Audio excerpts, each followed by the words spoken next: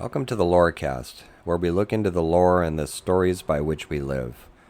I'm Dr. Craig Chalquist, and you can find us at chalquist.com/podcast and at a number of other online venues. I'm recording this on Earth Day, April 22nd, 2023. There's a lot of celebration going on out there, a lot of festivals, lots of different kinds of events. And some Earth Days, I go to those. But for this Earth Day, I wanted to spend some time in reflection and also stay indoors so I could record this, because it seems to me that around the world there is, accompanying this Earth Day, a deep state of a very peculiar kind of distress that characterizes our time, a form of distress that's never been seen before in human history. And so I wanted to talk about it a little bit, but also, on a more hopeful note, let you know about some ways that we can not simply dissipate it, because it's not so easy as that, but perhaps come to terms with it a little better and take some positive steps forward. The distress has to do with the fact that everybody on the planet, whether we are conscious of it or not, everybody is aware at some level of our deepening state of ecological crisis. The climate chaos that's accelerating and that is now evident all over the world. The majority of us feel helpless to do much about it, and many of the so-called solutions that are being proposed are simply distractions. Recycling comes to mind. It's a great idea, but in practice, does it really amount to much? Given the continuing onslaught of the biosphere by heavy industry, probably not. Here in the United States, the politics are just dreadful when it comes to that and other things. There's a huge amount of denial still. But the denial itself is an indicator that people are registering what's happening. So at some level, we're all distressed about what's happening on the planet. Certainly our own losses of life, heat waves, superstorms, floods, you name it. But also all the other life we're losing, insects, plants, animals. It's truly a planetary state of crisis. What I want to do, though, is emphasize that at the deepest level, this is a state of spiritual distress. And with it, a state of spiritual disorientation, alienation, and anguish. One that brings up truly existential questions. What am I to do? How am I to be on an ailing world? What about my friends? What about my family, my kids? What about the future generations that nobody making a profit off of all this seems to be concerned about? There are many ways of pushing this distress to one side and trying to be unconscious of it. Distraction is a big one. Distraction with gadgetry and with small talk and these manic videos that we watch online so much, and our manic TV shows. All of it fast, loud, and in a blur. Even the environmentally focused ones, it would seem. Or we might try to distance ourselves from it a little bit more deliberately and say things to ourselves like, well, the earth will repair itself, which of course it will. Maybe humanity's had its run and we're done and things will be different after we leave. Or some people retreat into spiritual bypassing. Say in the cosmic scheme of things, it doesn't much matter. Or God will take care of it, or what have you. And I don't know about you, but I would prefer that our species not go down in the annals of cosmic history as a species that eradicated itself through its own short-sightedness and unwillingness to do anything transformative. The species full of leaders, guides, and influences that tell us things like, we just need to pray harder. We just need to meditate more. Learn how to breathe. Think more positive thoughts. Now, some people who don't identify as religious may object to my calling this a spiritual distress. So let me say a little bit about what I mean by spiritual in this connection. I do not mean supernatural, and I also don't mean religious. This has nothing to do with belief systems. I'm using spiritual in a more descriptive sense, such as when we talk about the human spirit or the spirit of the times. Something more like an essence, something deep in the soul. And when things aren't going right on the planet, when the planet is suffering, our souls suffer as well, whether we want to acknowledge that or not. We're all part of the same planetary system. We evolved here. So when ecosystems decline on such a massive scale, collective spiritual decline is inevitable until we get to the point where we stop. When I think of our capacity for spirituality, I imagine something like our capacity for awe and wonder and joy and a word I use a lot, enchantment, or even re-enchantment. That there's a special relationship, emotionally in particular, with a wisdom, an intelligence, a sacred feeling that's beyond human but includes the human. Something larger than our sense of ourselves, but that embraces our sense of ourselves. So in those moments in life where we are possessed by a sense of awe, where we are deeply appreciative of something that goes beyond us, something signaling us to get our attention, these are all spiritual experiences, although they're not necessarily religious.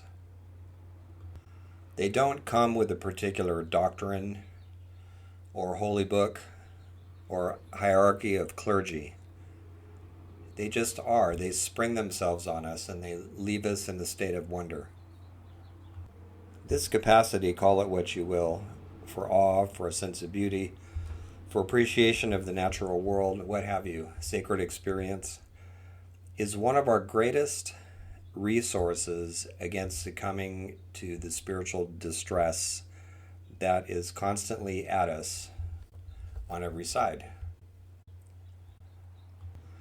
And it is actually by turning toward Earth, as distressed as it is, because of what we're doing to it, that we can begin to recover from this malaise, this distress, and start becoming effective in terms of changing how things are. The first step in this process is to be honest with ourselves about how distressed we really are about all this, and that can be scary to realize. My colleagues and I often tell people, when you're in a state of painful awakening to climate crisis, you need to have support from other people. You need to talk to people who are like-minded, who get it, not people who are still in denial, or even people who will attack you for the feelings that you have. So again, the first two steps, being honest that something deep inside us, at the very deepest level, feels like it's going haywire, because obviously the planet is. And secondly, finding some support in the sense that we can talk to people about this and not be ashamed of how we feel about it and how disoriented we are. There are plenty of people out there, of all kinds, including psychotherapists, who are glad to convince you that it's your problem, that it's interior, not exterior, that it's personal, not collective, let alone planetary. But if you're tuned into what I'm talking about, this deep sense of spiritual distress about what's happening on the earth, it's not just personal, although it feels personal. You're tuned into something that's real, that other people are experiencing. I feel it too, and I've talked to a lot of people who feel likewise. So you're in pretty big company. And from people around the world too, not just a particular culture. And I'm recalling something the ecologist Stephen Harding has said several times. I had the privilege of working with him a bit when I taught at Schumacher College. And he said, if you're not deeply upset about what's happening, then you need to go into therapy and figure out why.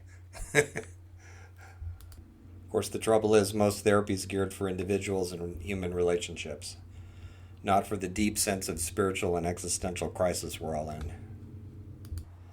Now, what I recommend for a third step is that as much distress as the earth is in on the surface, because of what our heavy industries are doing to it, the polluting, the destroying, burning, and everything else, not to mention overheating and heat waves and all the things that we're subjected to as well. But there's also remaining on the surface of the earth plenty of strength and beauty and insect and animal and plant life.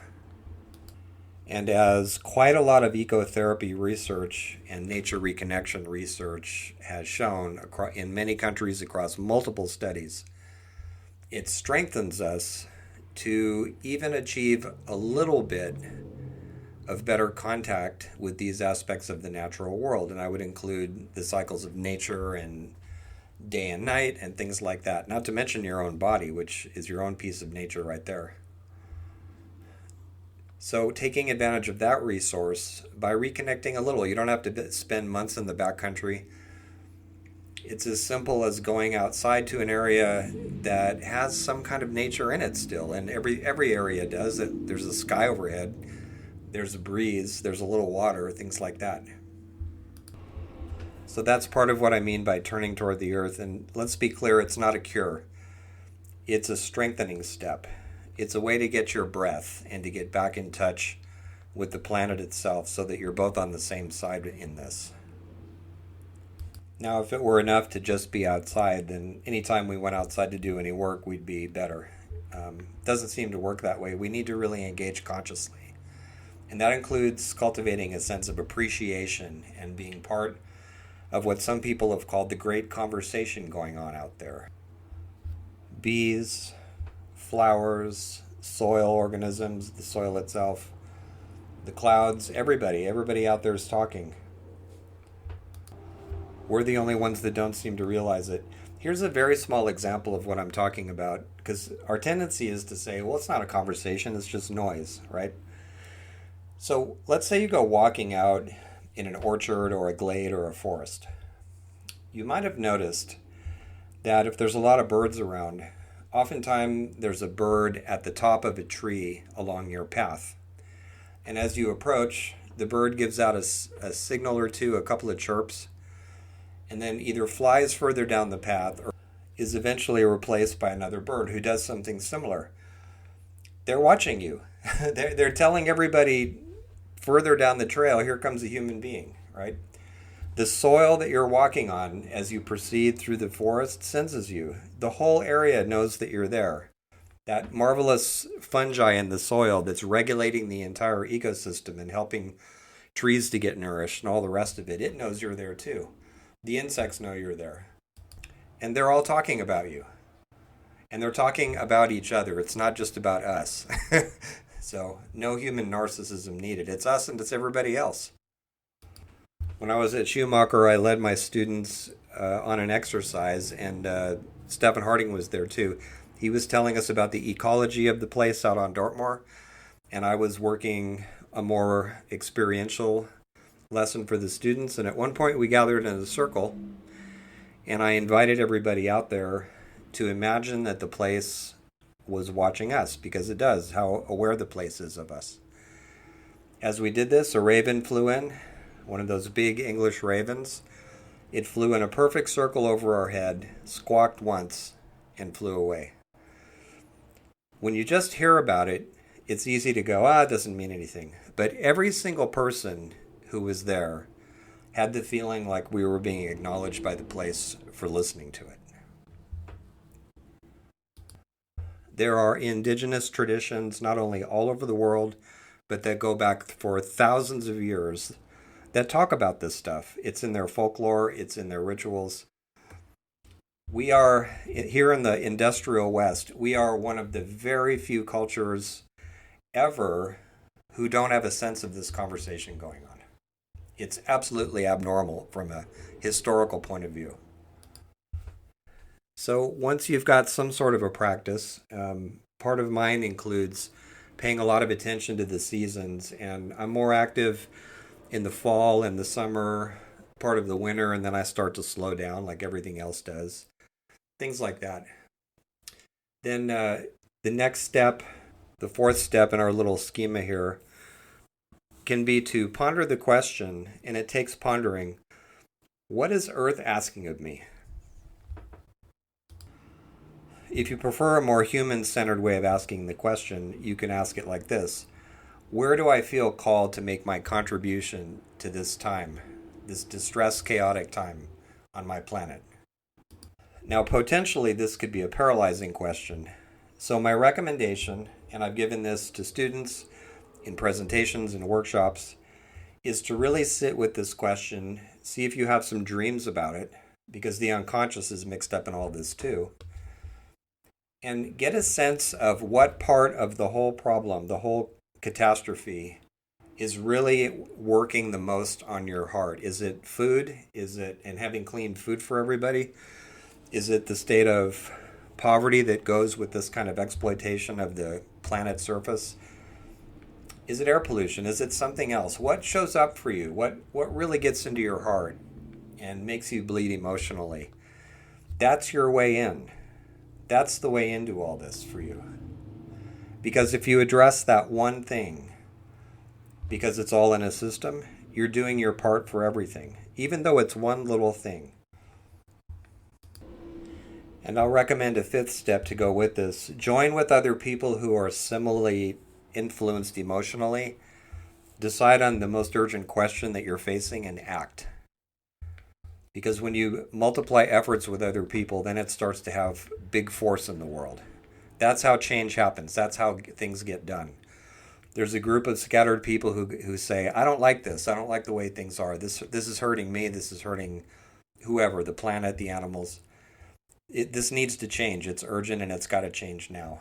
So it may not be ordinary activism. It may be something more along the lines of what I've been calling enchantivism, which I've talked about elsewhere. Everybody can tell a story about how things should be. But whatever you decide to do it with other people. And be confident from the many examples through history that you can change things. You are part of this era. You're part of what's happening here. Some people's voices are large enough to go all the way around the planet. For the overwhelming majority of us, our voices stay much more local, but we never know who they're going to influence. We never know what the web of influence is going to be or how far it can reach. And sometimes it can reach all over the place. And believe me, if a cat wearing a bunny costume can show up all over social media and get millions of hits, surely something soulful, spiritual, and worthwhile has an even better chance of making a real difference in the world.